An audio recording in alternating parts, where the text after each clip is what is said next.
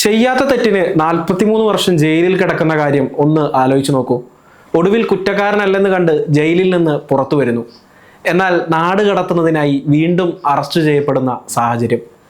നീതിക്കായുള്ള പോരാട്ടത്തിനായി തൻ്റെ ജീവിതത്തിൻ്റെ സുപ്രധാന ഭാഗവും ജയിലിൽ ചെലവഴിക്കേണ്ടി വന്ന ഇന്ത്യൻ വംശജനായ സുബ്രഹ്മണ്യൻ വേദത്തിൻ്റെ കഥയാണ് ഇത്. മയാമി ഹെറാൾഡ് റിപ്പോർട്ട് ചെയ്തതനുസരിച്ച് 64-കാരനായ സുബുവേദം 4 പതിറ്റാണ്ടിലേറെ ജയിലറയിൽ കഴിയേണ്ടി വന്നു.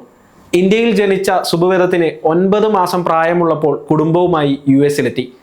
താൻ ചെയ്തിട്ടില്ലെന്ന് അദ്ദേഹം ഉറച്ചു പറയുന്ന കൊലപാതക കുറ്റത്തിന്റെ പേരിൽ ജീവിതത്തിന്റെ ഭൂരിഭാഗം കാലവും ജയിലിലാണ് അദ്ദേഹം കഴിഞ്ഞത്. ഒടുവിൽ 2025 ഒക്ടോബർ 3-ന് അദ്ദേഹം പെൻസിൽവാനിയയിലെ ഹണ്ടിങ്ടൺ സ്റ്റേറ്റ് കറക്ഷണൽ ഇൻസ്റ്റിറ്റ്യൂഷനിൽ നിന്ന് പുറത്തിറങ്ങി. ആദ്യം ഈ കഥ ആരംഭിക്കുന്നത് എവിടെ നിന്നാണെന്ന് നോക്കാം. 1982-ൽ 20 വയസ്സുകാരനായ വേദം പെൻസിൽവാനിയയിലെ സ്റ്റേറ്റ് കോളേജിൽ വിദ്യാർത്ഥിയായിരുന്നു. തൻ്റെ സുഹൃത്തു കൂടിയായ 19-കാരൻ തോമസ് കിൻസറെ 1980-ൽ കൊലപ്പെടുത്തിയ കേസിൽ വേദം അറസ്റ്റിലായി. സാഹചര്യ തെളിവുകളുടെ മാത്രം അടിസ്ഥാനത്തിലാണ് അദ്ദേഹത്തിനെതിരെ കേസ് നിലനിന്നത്. സാക്ഷികളില്ല, വ്യക്തമായ ലക്ഷ്യമില്ല, കൊലപാതകം നടത്തിയ ആയുധം കണ്ടെത്തിയില്ല, മരണത്തിന്റെ കൃത്യമായ തീയതി പോലും സ്ഥാപിച്ചെടുക്കാൻ കഴിഞ്ഞില്ല. നേരിട്ടുള്ള തെളിവുകളുടെ അഭാവം ഉണ്ടായിരുന്നിട്ടും 1983-ൽ വേദം കുറ്റക്കാരനാണെന്ന് ജൂറി കണ്ടെത്തി. ജീവപര്യന്തം തടവിനും ശിക്ഷിച്ചു. വിചാരണയിലെ ക്രമക്കേടുകൾ കാരണം അപ്പീലിൽ ശിക്ഷ റദ്ദാക്കിയപ്പോൾ 1988-ൽ അദ്ദേഹം 2ാമത്തെ വിചാരണ നേരിട്ടു. വീണ്ടും കുറ്റക്കാരനാണെന്ന് വിധിക്കപ്പെടുകയായിരുന്നു. 2 വിചാരണകളിലും 43 വർഷത്തെ തടവിലും താൻ നിരപരാധിയാണെന്ന വാദത്തിൽ നിന്ന് വേദം ഒരിക്കലും പിന്നോട്ട് പോയില്ല. അറസ്റ്റിന് 4 പതിറ്റാണ്ടുകൾക്ക് ശേഷം 2022-ലാണ് കേസിൽ ഒരു വഴിത്തിരിവുണ്ടാകുന്നത്. പെൻസിൽവാനിയ ഇന്നസെൻസ് പ്രൊജക്റ്റുമായി പ്രവർത്തിക്കുന്ന അഭിഭാഷകർ ഞെട്ടിക്കുന്ന ഒരു കണ്ടെത്തൽ നടത്തി. വേദത്തിന്റെ നിരപരാധിത്വം തെളിയിക്കാൻ കഴിയുന്ന നിർണായക തെളിവുകൾ പ്രോസിക്യൂട്ടർമാർ നിയമവിരുദ്ധമായി അന്നേ മറച്ചുവെച്ചിരുന്നു. തെളിവുകളിൽ ഏറ്റവും പ്രധാനപ്പെട്ടത് ഒരു FBI റിപ്പോർട്ടായിരുന്നു. വേദം ഉപയോഗിച്ചുവെന്ന് പ്രോസിക്യൂട്ടർമാർ അവകാശപ്പെട്ട തോക്കിൽ നിന്നുള്ള ബുള്ളറ്റുകളല്ല ഇരയെ കൊലപ്പെടുത്തിയതെന്ന് ഈ റിപ്പോർട്ടിലുണ്ടായിരുന്നു. ഇരയുടെ തലയോട്ടിയിലെ ബുള്ളറ്റ് ദ്വാരത്തിന്റെ അളവുകൾ പ്രോസിക്യൂഷൻ വേദവുമായി ബന്ധിപ്പിച്ച ആയുധത്തിൽ നിന്ന് വന്നതാകാൻ കഴിയാത്തത്ര ചെറുതായിരുന്നു. ഈ തെളിവ് ആദ്യത്തെ ജൂറിക്ക് മുന്നിൽ അവതരിപ്പിച്ചിരുന്നെങ്കിൽ സ്റ്റേറ്റിന്റെ കേസ് പൂർണ്ണമായും തകർക്കാൻ കഴിയുമായിരുന്നു. സ്വാതന്ത്ര്യത്തിന് വേണ്ടി പോരാടുന്നതിനിടയിലും വേദം തന്റെ മനസ്സ് ജയിലിനുള്ളിൽ കെട്ടിക്കിടക്കാൻ അനുവദിച്ചില്ല.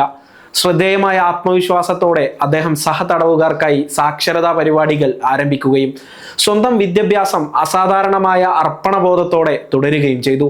അദ്ദേഹം മാഗ്ന കം ലോഡ് ബഹുമതിയോടെ 3 ബിരുദങ്ങൾ നേടി. അതിൽ 4 GPAയോടുകൂടിയ MBAയും ഉൾപ്പെടുന്നു. ഒരു സ്റ്റേറ്റ്സ് ജയിലിൽ തടവിലായിരിക്കെ ബിരുദാനന്തര ബിരുദം നേടുന്ന കഴിഞ്ഞ 150 വർഷത്തിനിടയിലെ ആദ്യത്തെ തടവുകാരനായി സുബുവേദം മാറി. 2025 ഓഗസ്റ്റ് 28-ന് സെൻട്രൽ കൗണ്ടി കോടതി ജഡ്ജി ജോനാഥൻ ഗ്രെയിൻ മറച്ചുവെച്ച തെളിവുകൾ കാരണം വേദത്തിന്റെ ഭരണഘടനാപരമായ ഡ്യൂ പ്രോസസ് അവകാശം ലംഘിക്കപ്പെട്ടു എന്ന് പ്രഖ്യാപിച്ചു. അദ്ദേഹത്തിന്റെ ശിക്ഷ ഔദ്യോഗികമായി റദ്ദാക്കുകയും ചെയ്തു.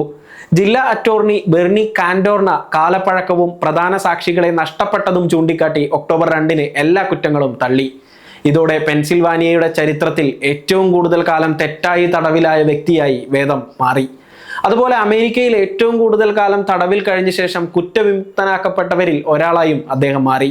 എന്നാൽ സുബുവേദത്തിന്റെ നീതി നിഷേധത്തിന്റെ കഥ ഇവിടെ അവസാനിക്കുന്നില്ല. 43 വർഷങ്ങൾക്ക് ശേഷം കുടുംബാംഗങ്ങളുമായി വീണ്ടും ഒന്നിക്കാൻ ആഗ്രഹിച്ചുകൊണ്ട് വേദം ഒക്ടോബർ 3-ന് ജയിലിൽ നിന്ന് പുറത്തിറങ്ങിയപ്പോൾ ICE ഉദ്യോഗസ്ഥർ അദ്ദേഹത്തെ കാത്തിരിക്കുന്നുണ്ടായിരുന്നു.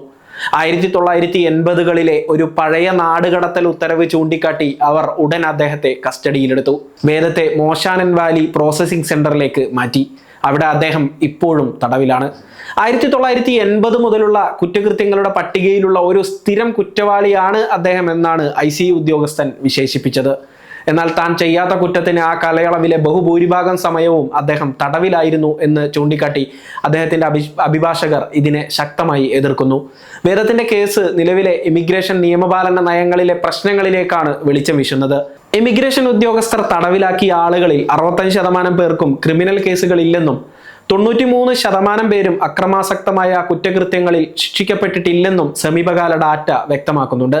എന്തായാലും ഈ കാര്യത്തെക്കുറിച്ച് ഇപ്പോൾ സംസാരിച്ചു കൊണ്ടിരിക്കുമ്പോഴും സുബ്രഹ്മണ്യം വേദം ഒരു തടങ്കൽ കേന്ദ്രത്തിൽ ഇരിക്കുകയാണ്. 43 വർഷം പെൻസിൽവാനിയയിലെ ഒരു ജയിൽ മുറി ആയിരുന്നെങ്കിൽ ഇപ്പോൾ ഒരു ICE ഹോൾഡിംഗ് സെന്റർ. ചെയ്യാത്ത കുറ്റത്തിന് ശിക്ഷ ലഭിച്ചത് കാരണം തന്റെ ജീവിതത്തിലെ 43 വർഷം നഷ്ടപ്പെട്ടതിന് അദ്ദേഹം ഇപ്പോൾ അപരിചിതമായ ഒരു രാജ്യത്തേക്ക് നാടുകടത്തൽ ഭീഷണി നേരിടുകയാണ്. സങ്കല്പിക്കാൻ കഴിയുന്നതിൽ വെച്ച് ഏറ്റവും വലിയ അനീതികളിലൊന്ന് ഇതിനകം അനുഭവിച്ച ഒരു മനുഷ്യനെതിരെ മറ്റൊരു ഭീകരമായ തെറ്റ് സംഭവിക്കുന്നത് തടയാൻ അദ്ദേഹത്തിന്റെ കുടുംബം ഇപ്പോഴും പോരാടുകയാണ്.